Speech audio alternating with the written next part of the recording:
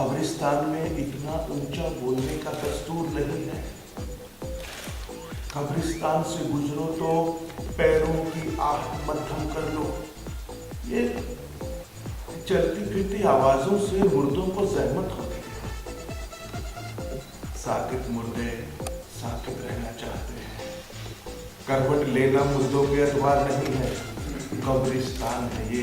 कब्रिस्तान में अगर ठहरो तो कब्रों के कुतुबों पर ना अपनी कोहनी रखकर टेक लगाना। कुतुबों के बुनियाद नहीं होती, ना ही उनके जड़ लगती है। नाम लिखे हैं और तारीखें, बोझ पड़े तो गिर पड़ते हैं। कब्रिस्तान है ये।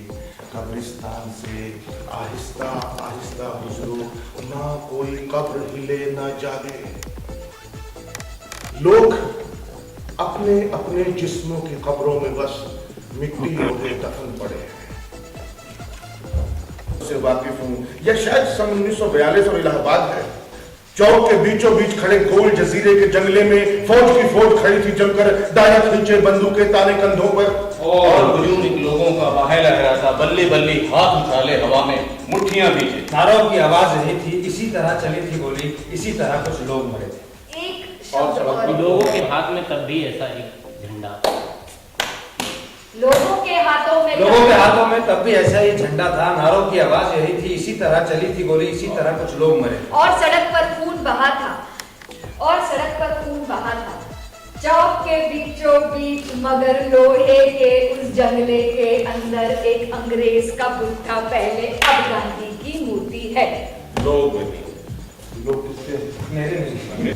जलियांवाला बाग से मिलता जुलता है, या फिर 1936 में लाहौर का मंजर तहरीके आजादी के सालाना जलसे के फौरन बाद का दिन है।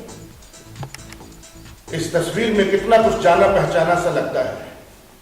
इनके चेहरे भी पहचाने से हैं। इनके चेहरों पर मायूसी और गुस्से की तहरीरें भी, इनकी उम्रें, इनके जज्बे, मैं उन सब से वाकिफ हूं। यह शायद सन 1942 और इलाहाबाद है।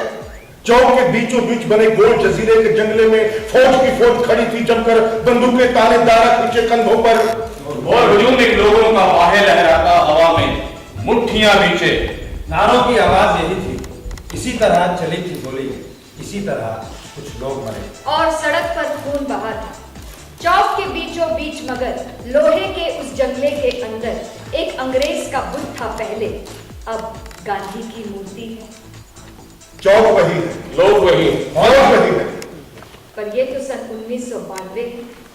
ये तो सन 2013। पर मंजर तो वही है।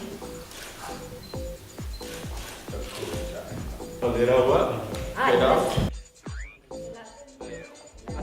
खलाशे के बारे में ही बोल रहा हूँ। इसमें मेरी दो कहानियाँ हैं और दो पोएम्स हैं। दो कहानियाँ हैं, एक है कहानी का नाम हिल्सा।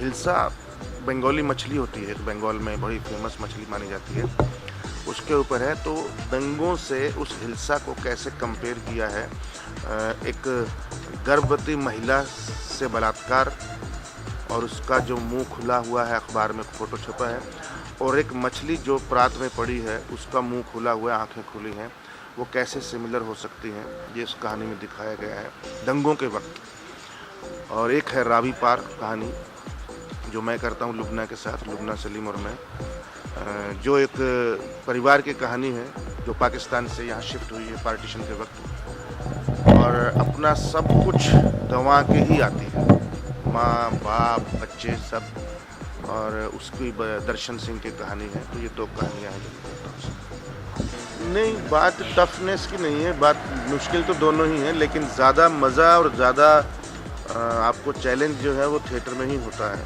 क्योंकि कुछ करने को नया नया मिलता है, हर रोज़ नई ऑडियंस होती है, तो आप जिंदा रहते हैं। फिल्मों में कोई फिल्में बनती हैं ऐसी जिसमें आप वाकई एंजॉय कर पाएँ या उसको जी पाएँ, अदरवाइज़ फिल्मों में इतना सेटिस्फेक्शन थोड़ा कम ही होता है। बहुत कम फिल्में होती हैं जिसमें हो पाता है।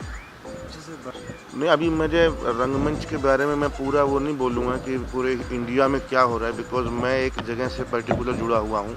हाँ, लेकिन मुझे इतना पता है कि रंगमंच कभी मर नहीं सकता, क्योंकि हमारे जैसे, या मैं नहीं, कुछ और फिल्मों में लोग आए, उन्होंने थिएटर छोड़ दिया मान लो, तो वहाँ से 50 और पैदा हो जाएंगे नए शहरों में, और वो करते रहेंगे और ये चक्र चलता रहेगा, कभी भी ख़त्म नहीं होगा, क्योंकि इसलिए ज़िंदा भी है थिएटर और जी भी रहा है और नए नए एक्सपेरिमेंट भी हो रहे हैं। हम तो यहाँ बैठे हैं मुंबई नगरी में, बाहर जाके देखिए छोटे छोटे शहरों में क्या क्या हो रहा है। जो मैं कई जगह जाता हूँ और कई लोग बुलाते हैं मुझे एज चीफ गेस्ट या एज वर्कशॉप लेने या क्लास लेने, तो मैं देख रहा हूँ बहुत अच्छा काम हो रहा है, पॉजिटिवली अच्छा ही है। Thank you very much.